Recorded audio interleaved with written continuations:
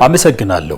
ኢትዮጵያ ከለውጡ በኋላ በግብርናው ዘርፍ ስኬት ካስመዘገበችባቸው ዘርፎች አንዱ የስንዴ ልማት እንደሆነ ይጠቀሳል። ከዛ በፊት የነበሩ ሂደቶችን ጥቂት ለመመልከት ያህል ለሀገር ውስጥ ፍጆታ የሚውሉ የስንዴ ምርቶችን ከባህር ማዶ ለማስገባት በዓመት ከ1 ቢሊዮን ዶላር በላይ ግዢ ትፈጽም ነበር። ከዛ ባለፈም ምርታማነቱን ከማሳደግ በዘለለ አርሶ አደሩ በዝናብ ጥገኝነት ላይ የተመሰረተን የአስተራረስ ስነ ዘዴን ይከተል ነበር። ከዛም ከእጅ ወደ አፍ ያልዘለለ ምርትን እንዲያመርትም አድርጎት ቆይቷል። እነዚህ ሂደቶች ከለውጡ በፊት የነበሩ የስንዴ ምርት ላይ የታዩ እክሎች ሆኖ ተጠቅሷል። ይሁንና ግን የሀገርን ጸጋ በወጉ በመለየት እንዲሁ ደግሞ ያሉትን አቅሞች በመለየት ተግባራዊ ስራ ከተሰራ በኋላ የስንዴ አብዮት በኢትዮጵያ ታምራዊ ለውጥ አምጥቷል።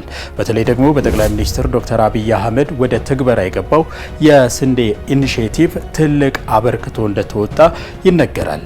የበጋ መስኖ ልማት ተጀምሯል። አርሶ አደሩን ከዝናብ ጥገኝነት ማላቀቅ ተችሏል። በዓመትም ከ3 ጊዜ በላይ እንዲያመርት አስችሎታል አርሶ አደሩን።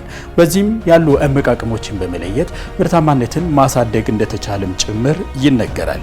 ከዚህ ቀደም ከ50 ሚሊዮን ኩንታል ያልተሻገረው ዓመታዊ ጥቅል ምርቷ የስንዴ ምርት አሁን ላይ ጥቅል ዓመታዊ ምርቱን ከ340 ሚሊዮን ኩንታል በላይ ማሻገር ተችሏል።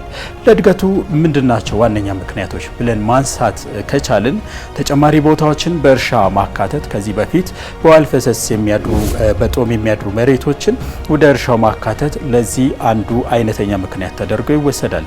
ዘመናዊ ቴክኖሎጂዎችን መጠቀም፣ የመስኖ ልማትን ማስፋፋት፣ ከዛ ባለፈም ኩታ ገጠምና ሜካናይዜሽን የአስተራረስ ስነ ዘዴዎችን መተግበር ለውጤታማነቱና ለስኬታማነቱ ትልቅ አብነት ተደርገው ይወሰዳሉ። የአመራር ቁርጠኝነት በዚህ ላይ በጉልህ የሚጠቀስ ነው። ምርጥ ዘርና የግብዓት አቅርቦትም ትልቁን ድርሻ ስለመወጣቱም ጭምር ይነገራል። ይህ ሂደት የምግብ ሉዓላዊነትን ከማረጋገጥ ባለፈ ኢትዮጵያን ቀዳሚ የስንዴ አምራች በማድረግ ለባህር ማዶ ገበያ የምታቀርብ ሀገርም አድርጓታል። ለአብነት አሁናዊ አሃዞችን ብንመለከት በበጋ መስኖ ስንዴ ልማት ብቻ ኢትዮጵያ ወደ 4.29 ሚሊዮን ሄክታር መሬት ለማልማት በዘንድሮ ዓመት ማለት ነው ለማልማት አቅዳ ተግባራዊ እንቅስቃሴ ጀምራለች። በዚህም እንግዲህ 3.78 ሚሊዮን ሄክታር መሬትን በዘር መሸፈንም ችላለች። ከዛ በተሻገረም 175 ሚሊዮን ኩንታል በዚህ በበጋ መስኖ የአስተራረስ ሂደት ብቻ እንደሚጠበቅም ከግብርና ሚኒስቴር ያገኘነው መረጃ ይጠቁማል። ከዛ ውስጥ ደግሞ 18.85 ሚሊዮን ኩንታል አሁን ባለው ሂደት ስለመሰብሰቡም ጭምር መረጃ ይጠቁማል። በጥቅሉ በ2018 የመጀመሪያዎቹ 2 ሩብ ዓመታት አጠቃላይ የስንዴ ምርት 126.69 ሚሊዮን ኩንታል መድረሱ ለትግበራው ስኬታማነት አስረጂ ሆኖ ሊጠቀስ የሚችል ነው። ይህ የኢትዮጵያ ትግበራ የማድረግ የመቻል ምልክት ተደርጎም የሚወሰድ ሲሆን በየዓመቱ እድገቶች የሚታዩበትም ዘርፍ ሆኗል።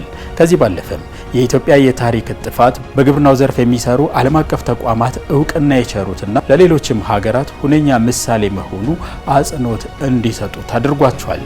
በነገራችን ላይ ተመልካቾች በዚህ ሂደት ውስጥ የአመለካከት ለውጥም የመጣበት ነው። በዓመት አንድ ጊዜና በዝናብ ጥገኝነት ያመርት የነበረው አርሶ አደራችን አሁን ላይ በዓመት ከ3 ጊዜ በላይ ማረስ ችሏል። ዘመናዊ የአስተራረስ ስነ ዘዴንም ለሀገር አስተዋውቋል።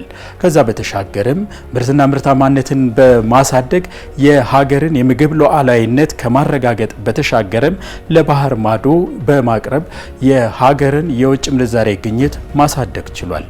ይህ በአጭር ጊዜ ውስጥ የመጣ በስንዴ አብዮት የተተገበረ እምርታ ተደርጎ ይጠቀሳል።